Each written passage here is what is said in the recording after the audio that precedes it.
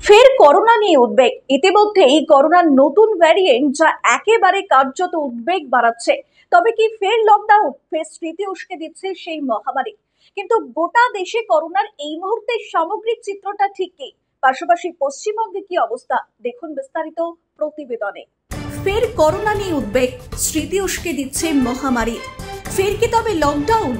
এই মুহূর্তে গোটা দক্ষিণ এশিয়া জুড়ে দাপাচ্ছে করোনার নতুন ভ্যারিয়েন্ট জেন-1 কোভিড-19। চিকিৎসক বিশেষজ্ঞরা বলছেন এটি ওমিক্রনের সাব ভ্যারিয়েন্ট। নতুন এই আতঙ্ক শুধুমাত্র ভারতে নয়, চীন থেকে হংকং এবং সিঙ্গাপুরেও কাঁপাচ্ছে ওমিক্রনের সাব ভ্যারিয়েন্ট। তবে কি সত্যিই 2020-21 পরিস্থিতি তৈরি হবে গোটা দেশ জুড়ে? তবে এই মুহূর্তে করোনার সামগ্রিক চিত্রটা কি গোটা দেশে? এই প্রশ্নটাই উঠছে। ইতিমধ্যেই ভারতে আক্রান্তের সংখ্যা ছাড়িয়ে গিয়েছে হাজারেরও বেশি। শুধুমাত্র আক্রান্তের সংখ্যায় নয়, মৃত্যুর খবরও উদ্বেগ বাড়াচ্ছে ক্রমশ। ইতিমধ্যেই মহারাষ্ট্রের থানেতে মৃত্যু হয়েছে এক যুবকের, এমনকি বেঙ্গালুরুতে এক বৃদ্ধের মৃত্যু হয়েছে বলে খবর।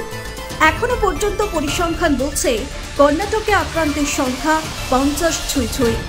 সব থেকে বেশি আক্রান্তের সংখ্যা বেঙ্গালুরুতে, বলছে পরিসংখ্যান। শুধু ভিন রাজ্যেই নয়, পশ্চিমবঙ্গেও মাথাচাড়া দিচ্ছে করোনা। তথ্য ঠিক কি বলছে?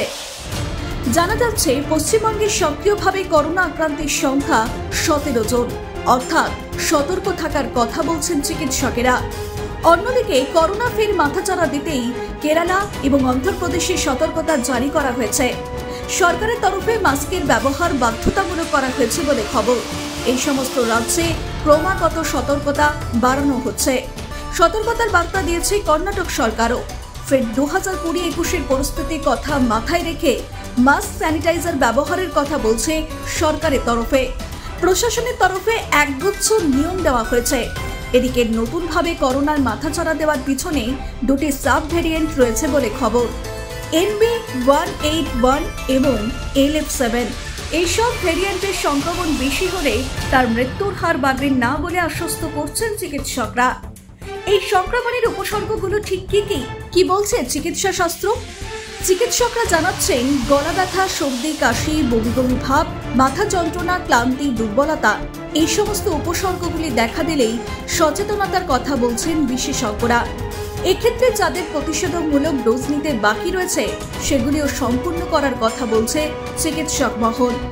এছাড়াও মাস্ক পরা, স্যানিটাইজার দিয়ে প্রতিরোধ করে তোলা এবং উপরিক্ত উপসর্গগুলো দেখা দিলে আলাদা করে থাকার পরামর্শ দিচ্ছেন বিশেষজ্ঞরা।